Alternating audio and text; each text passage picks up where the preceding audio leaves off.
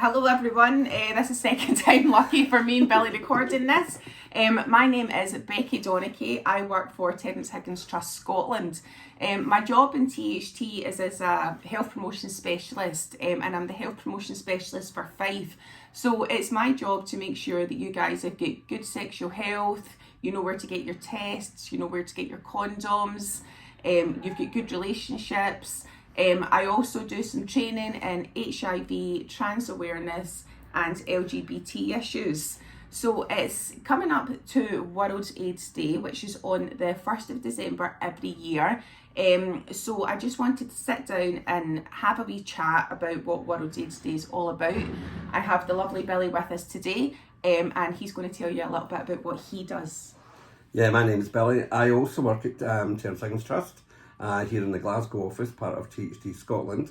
My role's within a group called Peer Support Scotland, where we're actually supporting people living with HIV, and we run support groups, as in like skill development groups, men's groups and women's groups. And I originally got involved with THT due to being diagnosed and becoming HIV positive. So when was it you got diagnosed? The exact date and time, if you want. I can give you. It was on the 1st of September, Tuesday the 1st of September at 13 minutes past 1. And did you have any idea, did you have any inkling that this is what you might have? How did you start getting sick? What happened? Well, the whole thing is so that was going back to 2009. And 7 or 8 months before it, the funny part of this is the fact that I used to work in retail. And within the retail thing, people are always conscious about weight, stuff like that. The girls wanted to lose weight. I read in a magazine regarding that if you took pineapple juice, it would speed up your metabolism and you burn weight quicker. So it says, and thanks to Beyonce, the girls decided to go on this. So I thought, as encouragement, being the manager at the time, that I would help them out. So if it's good enough for Beyonce, it's good enough for her Billy. Exactly, you know what I mean? But I thought I'd help out the girls by joining in. So I would line up the pineapple juice in the morning from the start of their shifts. So 7 o'clock, they're all lined up, it's quite a thing, and doing it. And as time went on, the girls kept saying they weren't losing weight, nothing was happening. And then one of the delivery guys had come into the shop at the time and said, Billy, whatever diet you're on, please stop. I hadn't realised, because you're never aware of weight loss that you do yourself, other folks see it in you. Sometimes you never feel that you're losing weight. But with me, it ended up being I hadn't realised at that point that I was actually HIV positive.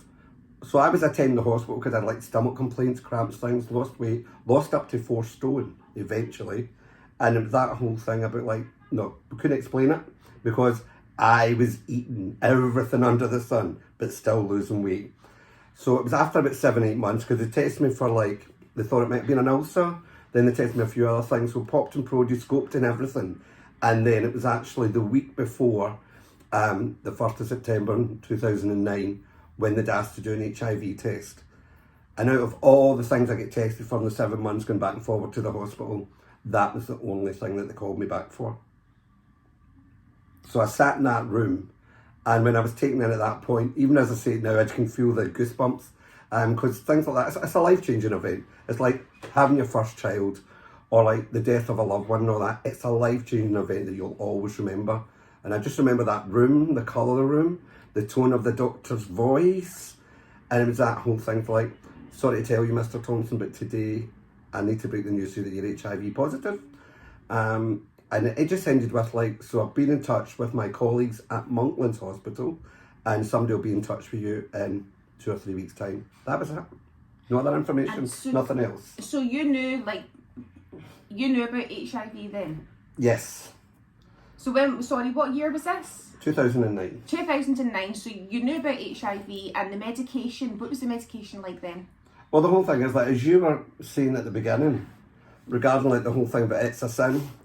Now, the fact that I'm old enough to remember the 70s, because I left school in the 70s and then come into the 80s, I've always been part of the gay community.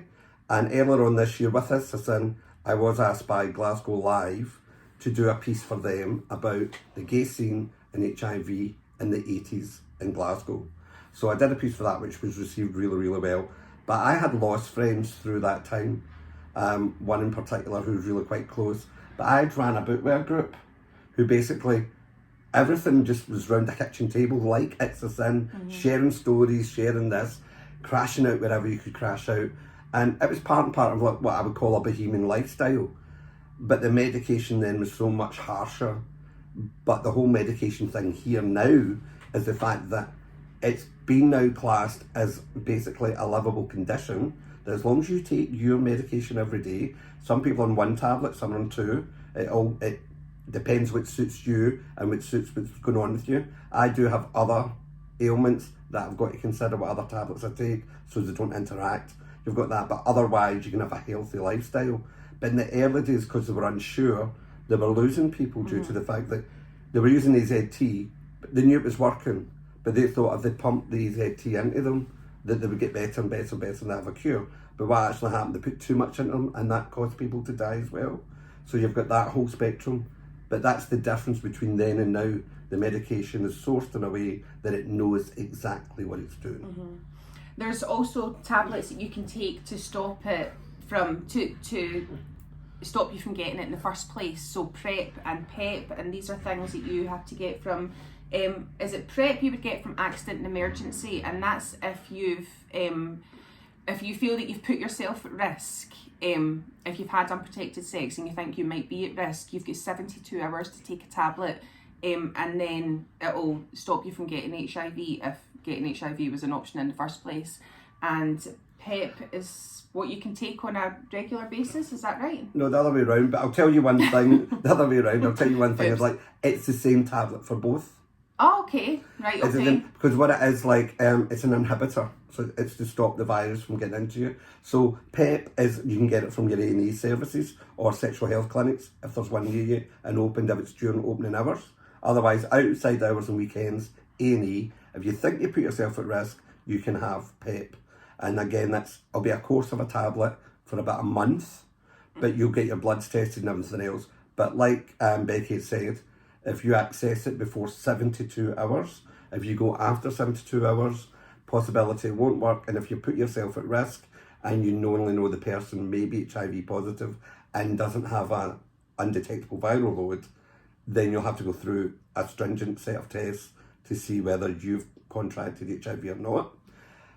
PrEP is what we're using nowadays for people who may not want to use any form of contraception, or they've got an allergy towards them, or they just don't like using contraception. So that's what we looked at. That then creates a barrier for them to catch HIV, but it's the same tablet as somebody living with HIV has to stop them from passing on HIV. So it's got a dual purpose, this tablet. One, it stops people who aren't HIV positive and actually stops those that are HIV positive from passing anything on. It's amazing when you think about what it was like in the 80s and how people were, well, from what I've heard, people were dying left, right and centre. They were talking about, you know, this being a cancer, something that only affected gay folk. And do you think now, as somebody living with HIV, how do you feel it? How do you feel the world, or Scotland in particular, has changed with regards to stigma? Do you still think that there's still so much stigma attached, or can you see us gradually getting better? There's still stigma no matter what goes on in life. Whether you be HIV positive, whether you be gay, whether you be trans, there is stigma on somewhere.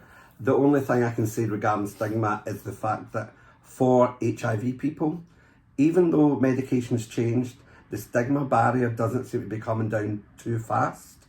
It seems to be still steadily going. And I think and I'm going to say a positive side of this, is the fact that the younger ones nowadays are more aware. They listen, they know about things. It's the middle bit, see, between like 30 and above. It's these ones, they still relate back to the 80s, still relate back to those adverts. And no one basically has told them or even done a campaign to show you the difference between HIV today and then when it was then. And again, stigma is something, even somebody living with HIV, is one of those things where you self-stigmatise as well, because when you're first diagnosed, you get thoughts going through your head like, what have I done?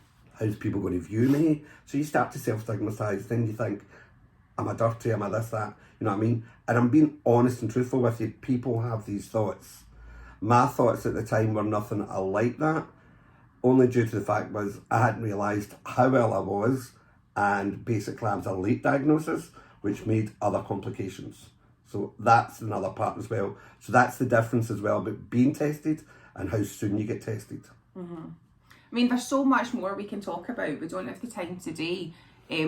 But I think it's important for everybody to understand that it's really not, HIV really isn't what it used to be. And you hit the nail on the head, the younger folks have got a grasp of it. It's like trans awareness issues though. I've got an 8-year-old son who totally takes it in the chin, whereas if I try explaining any of this to like a 50-year-old, they're like, what? No. But I mean, things are changing, things are getting better, the medication is amazing. HIV isn't what it used to be. But if you guys have any queries at all, if you want to get in touch with Terence Higgins Trust, please send me a wee message. My email address is becky.donicky@tht.org.uk. You can order some red ribbons for HIV, for World AIDS Day. They're the wee awareness ribbons that many charities have. So it's a really nice thing to wear to kind of show your support for folk living with HIV and people that HIV has affected.